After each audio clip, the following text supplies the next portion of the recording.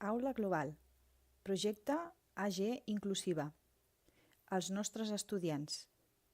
Presentació realitzada per l'assignatura de disseny de programes i cursos en línia del Màster d'Educació i TIC de la UOC, per Yolanda Tejada.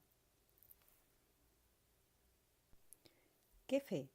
Doncs conèixer els nostres estudiants per valorar si la pedagogia que utilitzem incorpora avenços tecnològics adequats i compatibles amb els coneixements previs i la identitat digital dels alumnes. I si s'arriba a tots els estudiants aplicant el disseny universal per a l'aprenentatge DUA i els estàndards d'accessibilitat digital. Hem de tenir en compte el Pla d'Inclusió de les Persones amb Necessitats Especials i en risc d'exclusió socioeconòmica a la UPF i una de les funcions del CEQIT, desenvolupar estratègies per a la implementació d'aspectes de responsabilitat social a la docència.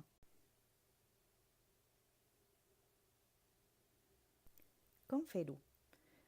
Un grup de treball del CEQIT estarà en contacte amb el Servei d'Informàtica i la Factoria, que recolliran dades dels estudiants, creant així una xarxa de treball. Serà important treballar de manera coordinada.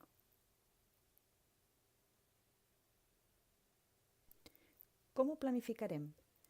Segons el mètode ASURE, que consta de 6 fases. Anàlisi, fixar objectius, seleccionar mètodes i recursos, utilitzar mitjans i materials, demanar la participació de l'estudiant i avaluació i revisió final. Què serà necessari? Verificar els estàndards d'accessibilitat digital de l'AG i dels materials didàctics que conté, avaluar la satisfacció general i específicament la dels alumnes amb discapacitat o necessitats especials i una valoració competencial per conèixer la identitat digital dels estudiants, les habilitats tecnològiques i la capacitat d'innovar. Com a temporalització, es proposa desenvolupar el projecte durant el segon semestre del curs 2018-2019, és a dir, de gener a juny de 2019, per desenvolupar les fases esmentades anteriorment segons el mètode ASURE.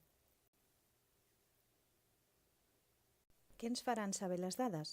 Si l'AG té les 3 virtuts per ser un bon recurs, segons en Francesc Padró, que permeti la implicació dels alumnes, que els faciliti la feina i que els ajudi a ser més productius. A més, també ens indicaran el grau d'inclusió.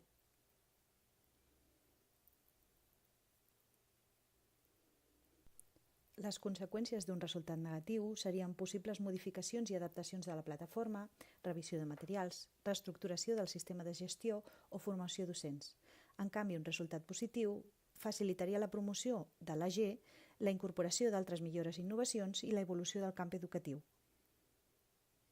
Conclusió. La importància de validar criteris DUA i d'inclusió ajuda els educadors a ser conductors del procés d'aprenentatge i potenciadors de pedagogies constructives. També facilita la creació de currículums que atenguin les necessitats de tothom, reduint la bretxa digital i afavorint la revolució tecnològica. Gràcies per la vostra atenció.